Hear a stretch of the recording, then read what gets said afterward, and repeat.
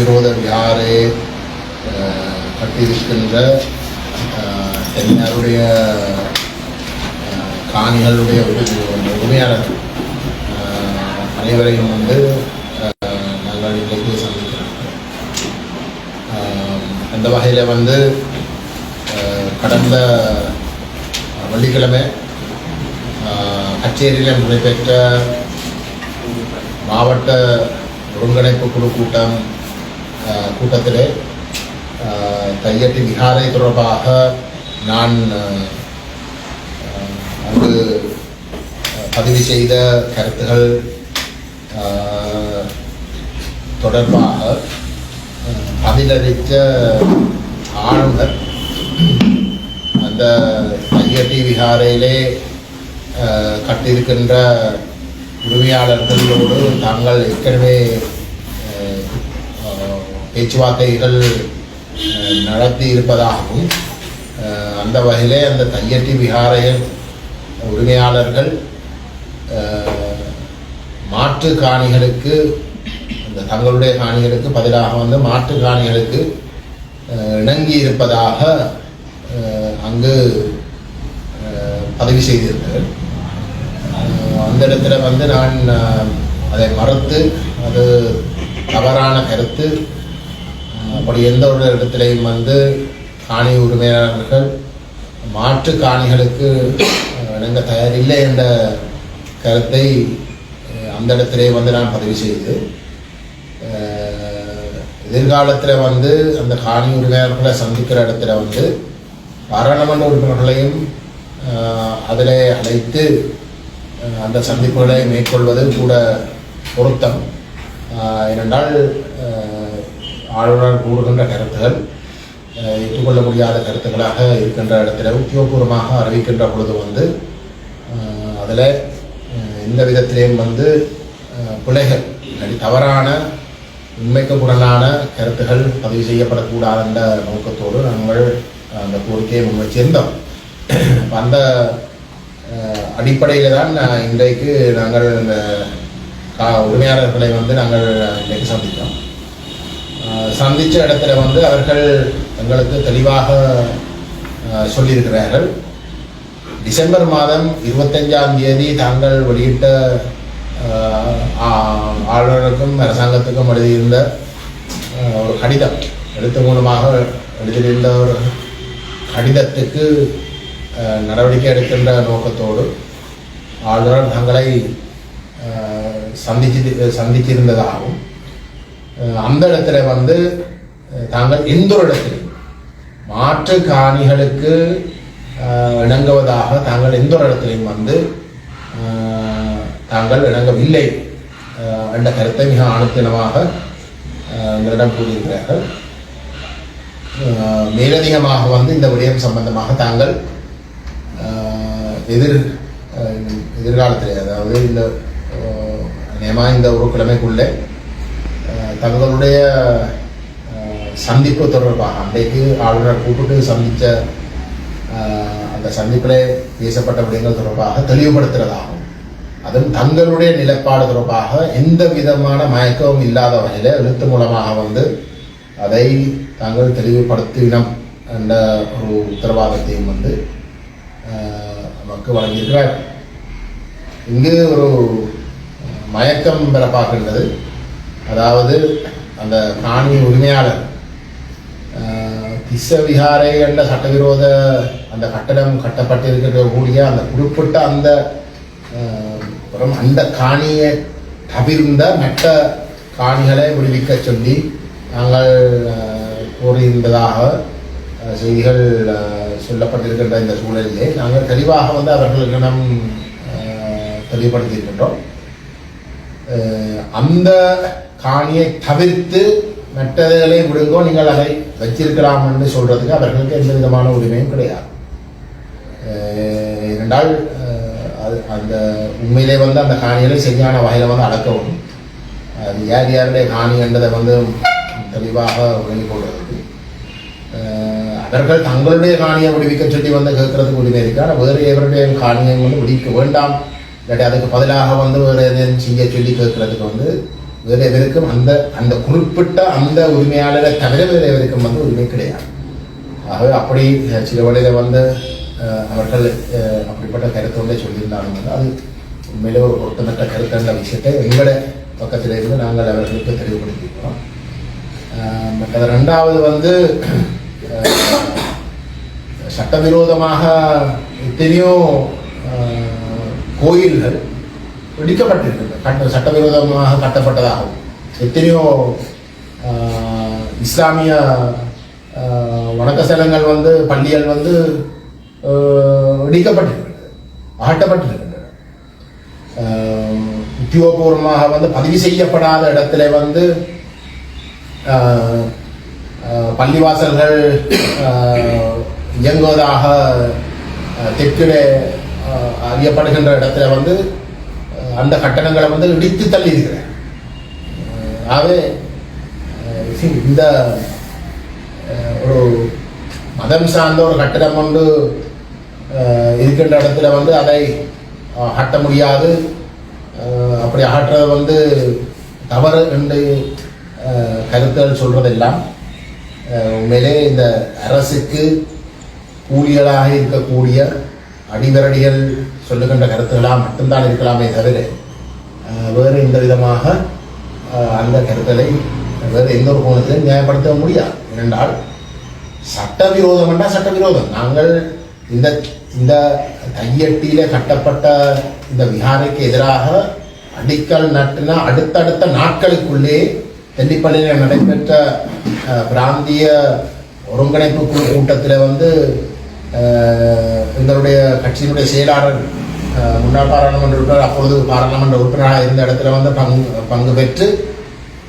அதில் எதிர்ப்பு தெரிவித்து அந்த எதிர்ப்பு செயல்பாடுகள் ஏற்றுக்கொள்ளப்பட்ட இறுதியில் வந்து மாவட்ட ஒருங்கிணைப்பு குழு கூட்டத்துக்கு கச்சேரிக்கு வந்து இந்த விஷயம் கொண்டு செல்லப்பட வேண்டும், அங்கே இறுதி முடிவு எடுக்கப்பட வேண்டும் என்ற விஷயத்தை உறுதியாக அவர் வலியுறுத்தி மாவட்ட ஒருங்கிணைப்பு குழு கூட்டத்தில் வந்து இந்த விஷயம் எடுக்கப்பட நானும் இருந்தால் நாங்கள் அதை கடுமையாக எதிர்த்த இடத்துல வந்து ஏனைய பாராளுமன்ற உறுப்பினர்கள் அனைவர் ஏகமனதாக அங்கிருந்த அப்போதைய அரசாங்க அதிபர் மற்றது தெல்லிப்பள்ளி டிஎஸ் அவர்களுடைய கருத்துக்களையும் உள்வாங்கி அங்கு இருந்த உள்ளூராட்சி சபையினுடைய தலைவர் மற்றது செயலாளர் போன்றவர்களுடைய கருத்தும் பதிவு செய்து ஏகமனதாக வந்து அது உடனடியாக நிப்பாட்டப்பட வேண்டும் என்று முடிவெடுக்கப்பட்டது. இது வந்து அந்த அடிக்கல் நாட்டில் ஒரு சில நாட்களுக்குள்ளே எடுக்கப்பட்ட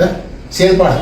ஆகவே அப்படிப்பட்ட ஒரு மாவட்டத்திலே மிக முக்கியமாக இருக்கக்கூடிய ஒரு குழுவிலே தீர்மானிக்கப்பட்டதுக்கு பிறகுதான் இந்த விஹாரை வந்து தெரிஞ்சு இது ஒரு சட்டவிரோதம், இதுக்கு அனுமதி இல்லை என்று தெரிஞ்சு கொண்டு இராணுவம் வந்து அதை தங்களுடைய அரசு பயங்கரவாத செயல்பாடுகள் அடிப்படையில் வந்து அவர்கள் இதை கட்டியிருக்கிறார்கள். ஆகவே அது மட்டுமில்லாமல் வந்து இந்த அதிஉயர் பாதுகாப்பு வலயங்கள் என்று சொல்லக்கூடிய இடங்களிலே பல இடங்கள் தனியார் காணிகளில் வந்து சின்ன சின்ன புத்த விஹாரைகள் சிலைகள் போன்ற எத்தனையோ விஷயங்கள் கட்டப்பட்டிருக்கிறது. அதில் அனைத்துக்கும் வந்து கொடுத்திருக்கிற உத்தரவாதம் வந்து அந்த காணிகள் மீளவும் மக்களிடம் வழங்கப்படுகின்ற பொழுது அதெல்லாம் அகற்றப்படும். ஆகவே இந்த மதம் என்ற கூடத்தில் வந்து அகற்ற முடியாதுன்ற ஒரு காரணம் எதுவும் இல்லை. மற்ற மதம் எந்தோட புத்த புரிமான் வந்து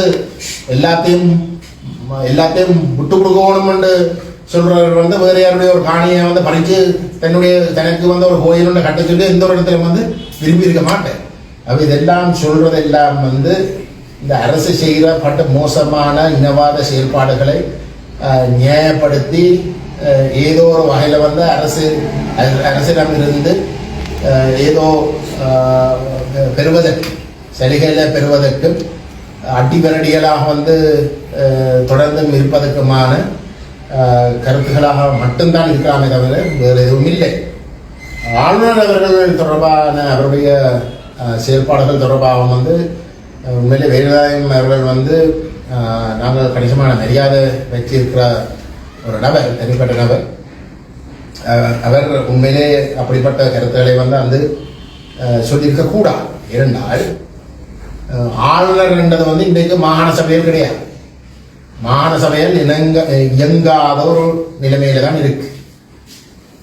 ஆளுநர் என்ற பதவி வந்து ஜனாதிபதியுடைய முழு தயவில இருக்கிற ஒரு பதவி என்றது எல்லோருக்கும் தெரியும். ஆனால் அதை தாண்டியும் ஒரு மாகாண சபை இயங்காமல் இருக்க ஒரு முதலமைச்சர் இல்லை, அமைச்சரவை இல்லை, மாகாண சபை உறுப்பினர்கள் இல்லை. அப்படிப்பட்ட ஒரு இடத்துல வந்து மக்களுடைய உண்மையான குரலாக வந்து அந்த மாகாண சபை கட்டமைப்புக்குள்ளே வந்து உறுதிப்படுத்துறதுக்கு ஒரு தளமில்லாத நிலையிலே ஆளுநர் வந்து அவருடைய கருத்துக்களை சொல்லுகின்ற பொழுது மிக கவனமாக சொல்ல வேணும். அவர் உண்மையிலே வந்து அந்த வெற்றிடத்தை விளங்கி கொண்டு மக்களுடைய விருப்பத்தை முழுமையாக பிரதிபலிக்கக்கூடிய ஒரு பாலத்தை ஏற்படுத்துகின்ற ஜனாதிபதி மத்திய அரசுக்கும் இங்கே வெற்றிடமாக இருக்கக்கூடிய அந்த மாகாணத்தில் இருக்கக்கூடிய மக்களுடைய பிரதிநிதிகள் சொல்லக்கூடிய தரப்புகள் உடைய கருத்தை கொண்டு போய் சேர்க்கின்ற ஒரு பாலமாக வந்து இருக்க பார்க்க வேணுமே தவிர முற்றுமுழுதாக ஜனாதிபதியின் மத்திய அரசினுடைய ஒரு பிரதிநிதியாக முகவராக வந்து செயல்படுவது தவறு. அந்த வகையில வந்து இந்த கருத்துக்களை வந்து நாங்கள் உண்மையிலே நாங்கள் அந்த கருத்துக்களை கேட்ட உடனே வந்து நாங்கள் சரியாக மாற்ற மாட்டேங்கிறோம். அது மட்டுமல்ல, இதோட நல்ல உதாரணம். நாங்கள் ஆரம்பத்திலிருந்து சொல்லிக் கொண்டு வாரம் இந்த மாகாண சபை முறைமையில வந்து எந்த விதத்திலேயும் தமிழ் மக்களுக்கு விமோசனம் எட்டப்போவது இல்லை என்ற விஷயத்தை நாங்கள் தொடர்ச்சியாக சொல்லிக் கொண்டு வருகிறோம். இன்றைக்கு சட்டபூர்வமாக வந்து மாகாண சபையுடைய அத்தனை அதிகாரம் வந்து இந்த ஜனாதிபதியால் நியமிக்கப்படுற ஆளுநர் என்ற பதவியில தான் தங்கியிருக்கு. அப்ப அப்படிப்பட்ட ஒரு நிலையிலே வேதநாயகம் அவர்கள் வந்து ஒரு ஜிஏஆ இருக்கிற காலத்துல வந்து இப்படிப்பட்ட கருத்துல சொல்லவில்லை. இரண்டால் அவர் ஜிஏஆ இருக்கிற காலத்துல வந்து அவர் தன்னுடைய திறமை, தன்னுடைய குவாலிபிகேஷன்ஸ் அதுகளில் இருந்து வந்து அந்த பதவிக்கு வந்தவர்கள். ஆனால் ஆளுநர் அப்படி இல்லை. ஆளுநர் பதவி முற்று முழுதாக ஜனாதிபதி விரும்பின தயவில, ஜனாதிபதியின் விருப்பத்தின் தயவில வந்து பெறுகின்ற ஒரு பதவி. ஆக அப்படிப்பட்ட ஒரு பதவி ஒரு நாளும் வந்து அந்த பதவியை கொடுக்கிற தரப்புக்கு விசுவாசமாக இருக்கிறதே தவிர வேற எந்த ஒரு விதத்திலையும் அங்கே இருக்க முடியாது. ஆகவே சட்டபூர்வமாக மாகாண சபைக்கு இருக்கக்கூடிய அத்தனை அதிகாரங்களும் வந்த அந்த ஜனாதிபதியால் நியமிக்கப்படுற ஆளுநர் பதவிக்கு தான் சொந்தமாக இருக்கிற இடத்துல எந்த அளவுக்கு இந்த மாகாண சபை முறைமையே ஒரு பிரயோசனமற்றது என்றது இந்த சம்பவம் ஒரு நல்ல ஒரு எடுத்துக்காட்டு. என்றால் ஒரு ஆளுநர் இன்றைக்கு சபை இல்லாத நேரம் அந்த மக்களுடைய குரலாக இருக்க வேண்டிய இடத்திலேயே நகர் அப்படி இருக்க முடியாத ஒரு இடத்துக்கு தள்ளப்படுற ஒரு நிலைமைதான் இங்கு காணப்படுகின்றது. ஆகவே அதையும் வந்து நான் நினைக்கிறேன் இந்த சம்பவம் நடைபெற்றதை வந்து அனைத்துக்கும் நல்லத ஒரு விஷயம் என்னென்றால் ஒரு தெளிவுபடுத்துறதுக்கு ஒரு மிக சிறந்த ஒரு சந்தர்ப்பம் என்றதை நான் சுட்டிக்காட்ட விரும்புகிறேன். இன்னொரு விஷயம், இன்றைக்கு வந்து ஏதோ ஒரு அரசு எடுபடி வேணுமென்று வந்து ஒரு குழப்பத்தை ஏற்படுத்துகிற வகையில் தமிழ் தேசிய மக்கள் முன்னணியின் ஏற்பாட்டில் விசேஷமாக என்னுடைய கோரிக்கைக்கு அமைவாக ஏதோ தையட்டி விகாரை இடிப்பதற்கு எல்லாரும் அணிதிரளவோட நின்னடி ஏதோ 8ஆம் தேதி அணிதிரளவோடம் என்ற ஏதோ ஒன்று இந்த சோசியல் மீடியாவில் வந்து பெறுவதாக வந்து நான் கேள்விப்பட்ட உடனே வந்து யாரோ எனக்கு அனுப்பின இடத்திலையும் வந்து நான் என்னுடைய ஃபேஸ்புக் பதிவில் வந்து அது ஃபேக் நியூஸாக வந்து நான் பதிவு செய்திருக்கேன். அதே மாதிரி எக்ஸ் இல்லாட்டி முன்னைய காலத்தில் வந்து ட்விட்டர்னு அறிமுகப்படுத்தப்படுகின்ற சோஷியல் மீடியாவில் வந்து அது மறுத்து அது ஒரு ஃபேக் நியூஸாக வந்து நான் பதிவு செய்திருக்கிறேன். அதையும் நான் சொல்ல விரும்புகிறேன். எங்களை பொறுத்தவரையில் வந்து ஐஐடி கட்டப்பட்டிருக்கின்ற அந்த சட்டவிரோத விகாரை அகற்றப்படணுன்றதுல மாற்றுக்கிறது கிடையாது. ஆனால் அந்த அகற்றுறதுன்ற விடயம் வந்து சட்டபூர்வமாக வந்து நடைபெற வேண்டிய ஒரு விடயமே தவிர நாங்கள் சட்டத்தை எங்கள் கையில் எடுத்து செய்கின்ற ஒரு விடயமாக நாங்கள் அதுக்கு நாங்கள் போகிறதில்லை. அந்த கோணத்தில் வந்து நாங்கள் செயல்பட போவதில்லை. ஆகவே மக்களுக்கு வந்து நாங்கள் ஒரு தெளிவான ஒரு விடயத்தை சொல்லுகின்றோம்.